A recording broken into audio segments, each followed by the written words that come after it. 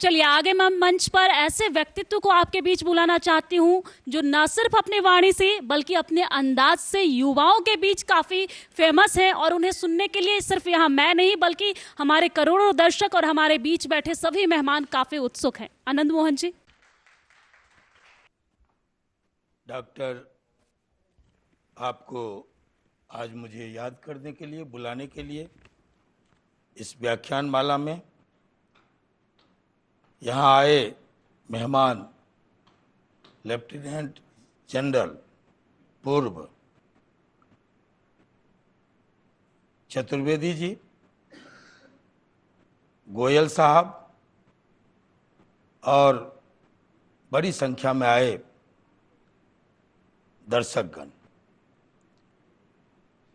ये 9 अगस्त क्रांति दिवस से स्वतंत्रता दिवस यानी 15 अगस्त तक आप इस सीरीज का स्वतंत्रता पर, इस विषय पर जो आप चलाते रहे हैं, जैसा कि अभी अंदर मालूम हुआ बातचीत में, ये 17वां साल है। 19 साल। मैं आपको साधुवाद देता हूं, क्योंकि स्वतंत्रता के आंदोलन में जिन लोगों ने शहादतें दी, आज उनके दम पर हम स्वतंत्र भारत के नागरिक कहलाने का गौरव हासिल किए। बहुत अच्छा लगा जब चौहान साहब बता रहे थे कि मैं 2 बातें, कि जब कोई खाने लगे तो भले अनाज आप स्वयं के पैसे से खरीदे हों, लेकिन आप प्रेरित करते हैं लोगों को कि वो किसानों को याद करें, उन अन्नदाताओं को याद करें जिसकी वजह से हमें भोजन नसीब होता है। और सोने के पहले आप उन जवानों को याद करें जो आप जब गहरी नींद में सोते हैं तो निगाहबान बनकर बॉर्डर पर आपकी हिफाजत के लिए कोई जगह रहता है। तो साथियों, उसी तरह नई पीढ़ी को, नई नस्लों को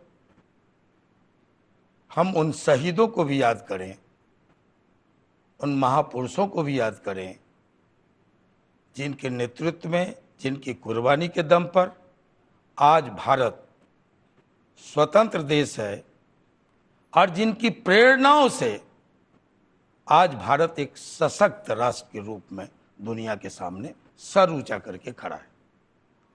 साथियों, मैं जिस परिवार से आया वो स्वतंत्रता सेनानियों का परिवार है। मेरे दादाजी स्वर्गीय राम बहादुर बाबू को कोसी का गांधी कहा जाता था। जब भी आंदोलन का कोई स्वरूप सामने आता था कोसी के इलाके में, उत्तर बिहार के इलाके में, कोई राय लेने के लिए गांधी जी के पास पहुंचते थे, साबरमती आश्रम या अन्य कहीं, तो वो कहते थे वहाँ राम बहादुर है, उनसे बातें करो। न केवल राम बहादुर बाबू बल्कि मेरे 3 दादा, राम नारायण बाबू, जंग बहादुर बाबू, राम बहादुर बाबू, सभी स्वतंत्रता सेनानी थे। मेरे बड़े बाबूजी, मेरे पिताजी, मेरी दादी माँ, ये आधे दर्जन लोग, 3 पीढ़ियों के आधे दर्जन लोग स्वतंत्रता सेनानी रहे और उन्होंने अहम भूमिका निभाई देश की आज़ादी के लिए। मैं जिस परिवार से आता हूं, थोड़ा सा हमारा आप लोगों से मतभेद है। वहां कोई धर्म मजहब नहीं था, वहां कोई जाति पाति नहीं थी। बहादुर शाह जफर के नेतृत्व में इस देश में पहली क्रांति हुई, पहला आंदोलन हुआ। और उस आंदोलन में तात्या टोपे थे, नाना फडणवीस था, झांसी की रानी थी, बाबू वीर कुंवर सिंह थे, ये मंगल पांडे थे। ये सारे लोगों ने, जिनकी तस्वीरें मैं देख रहा हूं, ये सारे लोग बहादुर शाह जफर के नेतृत्व में इकट्ठा हुए थे अंग्रेजों से लोहा लेने के लिए। उस आंदोलन से प्रेरणा लेके कई लड़ाइयां हुई बाद के दिनों में अंग्रेजों के खिलाफ।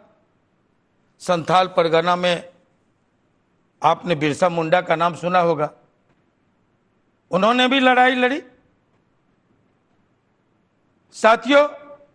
उसके बाद चाफेकर बंधुओं, तीन बंधुओं, चाफेकर बंधुओं की कुर्बानी, ये छिटफुट आंदोलन, जब उस बगावत को 1857 के गदर को कुचल दिया गया अंग्रेजों के द्वारा, तब 42 आने के पूर्व आपने देखा होगा कि लड़ाई थमी थी, लड़ाई रुक नहीं गई थी, लड़ाई धीमी हुई थी। और उस दौर में भी जो लड़ाई हुई, उस लड़ाई में काकोरी कांड, जिसका नेता बिस्मिल हुआ करते थे, पंडित राम प्रसाद बिस्मिल, रोशन सिंह उनके साथ थे, अशफाक उल्लाह खान उनके साथ थे। उसके बाद भगत सिंह आए, चंद्रशेखर आजाद आए, लड़ाई रुकी नहीं। आज स्वतंत्रता के इस मौके पर 9 अगस्त से 15 अगस्त के बीच हमें बड़ी विनम्रता से उन शहीदों को याद करना चाहिए जो आप कर रहे हैं। और इसके लिए सुरेश भाई को हम हृदय की गहराई से साधुवाद देंगे कि नई पीढ़ी को नेशन लेना है, नई पीढ़ी को शिक्षा लेनी है। किसी ने कहा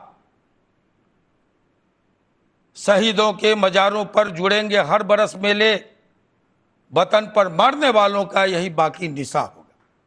साथियों, सही कहा। स्रोत सूख जाएंगे। ये समाधियां क्या होती हैं? हमारे राष्ट्र के नायक क्या होते हैं? प्रेरणा के पुंज होते हैं जो चौक चौराहे पर समाधि के रूप में खड़े होकर अहरनेस, वर्षा हो, आंधी हो, रात हो, दिन हो, गर्मी हो, ठिठुरने वाली जाड़ा हो, प्रस्तर मूर्ति खड़ी होकर प्रेरणा देती है आने वाली संतति को। हम हैं तो तुम हो, तुम्हारा राष्ट्र है, तुम्हारा देश है, तुम्हारा लोकतंत्र है, तुम्हारी प्रगति है। साथियों, इसलिए जिसने कभी कहा था हम लाए हैं तूफान से कश्ती निकाल के, इस देश को रखना मेरे बच्चों संभाल, आने वाली पीढ़ियों के हवाले, हमारे हवाले करके गया। तो बड़ी विनम्रता से उनको याद करनी है। और भारत को कोई चिंता करने की जरूरत नहीं। हमने देखा चतुर्वेदी जी तो वहां खड़े थे बॉर्डर पर। मुझे ये उम्मीद थी कि कुछ वहां की यादें, हाँ, उसको जरूर बखान, बड़ी गौर से मैं सुन रहा था। ये राजनीति की बात तो हम लोग राजनेता लोग करेंगे, आप योद्धा हैं, युद्ध में जो बीती उसकी बात हमें सुनने की अपेक्षा थी आपसे। तो साथियों, मित्रों, मैंने कहा कि कोई चिंता करने की जरूरत नहीं है। इस देश में जिसका पुरखा बहादुर शाह जफर हो, जिसका पुरखा मंगल पांडे हो, जिसका पुरखा झांसी की रानी हो, जिसके पुरखे तात्या टोपे हों, बाबू वीर कुंवर सिंह हो, नाना फडणवीस हो, जिनके पुरखे चंद्रशेखर आजाद हों, नेताजी सुभाष हों, जिनके पुरखे गांधी हों, जिनके पुरखे ये तमाम मुल्क की इतनी बहादुर कौम के बहादुर पुरखे हों, उस मुल्क को चिंता करने की कोई जरूरत नहीं। ठीक कहा हमारे पूर्व वक्ता गोयल साहब, मैं विषयों में मतभेद रख सकता हूं, लेकिन उन्होंने कहा हमारी आबादी है 145 करोड़, शायद उससे ज्यादा और 150 करोड़ हम पार कर गए। मतलब हमारे पास अगर 150 करोड़ हमारी आबादी है तो 300 करोड़ हाथ है, और एक एक हाथ अगर पड़ेगा तो पाकिस्तान का नामो निशान नहीं बचेगा। आज बांग्लादेश को लेकर को जो चिंता हमारी है, थोड़ी भी चिंता नहीं कीजिए।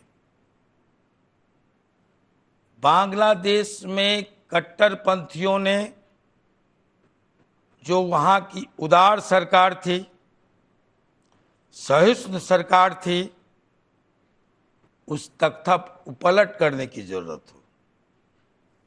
साथियों मित्रों, मैं पूरी बेबाकी से कहना चाहता हूं कि जातियां, धर्म, ये कट्टरपंथ, सब पर भारी होता है इंसानियत। इंसानियत नहीं हारेगा बांग्लादेश में, मैं इसकी गवाही देता हूं। सत्ता फिर लौटेंगे, इंसानियत फिर जिंदा होगा, वो कुचले नहीं जा सकते। मानवता कहीं हार नहीं मानी है। जब तक विश्व बिरादरी रहेगी, कोई क्रिश्चियनिटी, कोई इस्लाम, कोई भी धर्म और उसकी कट्टरता इंसानियत पर विजय नहीं पा सकती, मानवता पर भारी नहीं पड़ सकता, मेरा दावा है। इसलिए चिंता न करें, कोई चिंता करने की जरूरत नहीं है। भारत वहां खड़ा हुआ है जहां इंसानियत पर प्रश्न खड़ा हुआ है। भारत वहां सहारा बना है जहां क्रूरता ने पंजे फैलाए हैं। हम पर आज भी लोग बिलीव करता है, भरोसा करता है। हिंदुस्तान न कभी हारा है और न कभी हारेगा। मैं आपको पूरे विश्वास के साथ बताना चाहता हूं, इसलिए कि हमारे पुरखों ने पूरे विश्व को अपना परिवार माना। हमने सीख दी। जब लोग आज जो चांद पर जाने की और मंगल पर जाने की का दंभ भरते हैं, वो हमारे ही आंकड़े थे, हमारे ही गणित थे। आज कल जो असभ्य बनकर घूम रहे थे, सभ्यता का सबक हमने दिया है, सिखलाया है उसको। साथियों मित्रों, इसलिए ये प्राचीन भारत अपने प्राचीन गौरव के साथ विश्व में अपना पताका फहराता रहेगा, और ये पताका होगा मानवीयता का, ये पताका होगा इंसानियत का, ये पताका होगा बुद्ध के संदेश का। जहां प्रेम, करुणा और भाईचारा का संदेश है, उस तमाम कट्टरपंथ पर अगर भारी न पड़े, आनंद मोहन के नाम से आप लानत भेजिएगा। साथियों मित्रों, इसलिए भारत कुछ अलग मिट्टी से बना हुआ है, कोई घबराने की जरूरत नहीं, कोई चिंता करने की जरूरत नहीं है। चतुर्वेदी जी कह रहे थे, मैं सुन रहा था, गोयल साहब बोल के गए, कितनी बड़ी आबादी का प्रतिनिधित्व कर रही थी शेख हसीना, वो सभी मिट नहीं गए हैं। किसी के इशारे पर, किसी की दखलंदाजी, किसी के शाह पर अगर कुछ औरतों के साथ, महिलाओं के साथ, बच्चों के साथ, कुछ मंदिरों पर, कुछ मस्जिदों पर अटैक हो जाएंगे, तो इसका मतलब ये नहीं है कि हिंदुत्व का जो सार है, हिंदुत्व का जो असहिष्णुता है, हिंदुत्व की जो महानता है, हिंदुत्व का जो उदारता है, हिंदुत्व का जो भाईचारा है, हिंदुत्व की जो करुणा है, हिंदुत्व का जो प्रेम है, वो मठ मस्जिद तक सिमटा हुआ नहीं है, सिर्फ कुछ जातियों में नहीं है। हमारे विचारों को फॉलो करना होगा, हमारे विचारों को दुनिया को अपनाना होगा, और हमें चिंता इस बात की है, चिंता इस बात की है कि पड़ोस में जब इतनी बड़ी घटनाएं घट रही हो तो सरकारों को चुप नहीं बैठना चाहिए। आप हिंदू और मुसलमान के लाइन पर खड़े हो कि नहीं हो, लेकिन आप आदमियत पर जब हमला हो रहा है, इंसानियत पर जब हमला हो रहा है, चुनी हुई सरकार पर वो अगर अपदस्थ किया जा रहा है, तो हिंदुस्तान को चुप नहीं बैठना चाहिए, मेरा ये मानना है। वरना ये सवाल उठेंगे, तब मैं कहूंगा कि कभी इसी तरह की जाति हुई थी, और तब किसी धर्म के ध्वजवाहक नहीं थे। माफ करना, लेकिन बांग्लादेश पाकिस्तान टूट गया, ये उदाहरण है। हमको लेसन लेना चाहिए, सबक लेना चाहिए, और निश्चित तौर पर मैं आपके माध्यम से सरकार से कहूंगा कि इंटरफेयर करना चाहिए, चुप नहीं बैठना चाहिए। ये हम विरुद्धावली गाने के लिए नहीं खड़े हैं, यथार्थ पर खड़े हैं। साथियों, हमने कहा, दिनकर की पंक्ति है, जहां कहीं अन्याय हुआ, जहां कहीं अनाचार हुआ, जहां कहीं मानवता पर खतरा उत्पन्न हुआ, जहां कहीं भाईचारा लहूलुहान हुआ, जहां कहीं कट्टरता का हिनहिनाता हुआ घोड़ा मानवीय मूल्यों को रौंदा है, भारत वहां खड़ा हुआ है। आज भी भारत से यही अपेक्षा है। दिनकर ने कहा, वो राही दिल्ली जाना तो कहना अपनी सरकार से, चरखा चलती है हाथों से, शासन चलता तलवार से। मैं इन्हीं शब्दों के साथ बड़ी विनम्रता से एक बार फिर से अपील करते हुए कि बांग्लादेश में के सवाल पर भारत की सरकार को मूक दर्शक नहीं बनना चाहिए, इस अपील के साथ एक बार फिर से चतुर्वेदी जी को, गोयल साहब को, आदरणीय सुरेश भाई को, जिन्होंने हमें आमंत्रित किया, बोलने का अवसर दिया, मौका दिया, उनको और आप तमाम दर्शकों को आदर सहित प्रणाम निवेदित करते हुए अपनी बात खत्म करूंगा। धन्यवाद।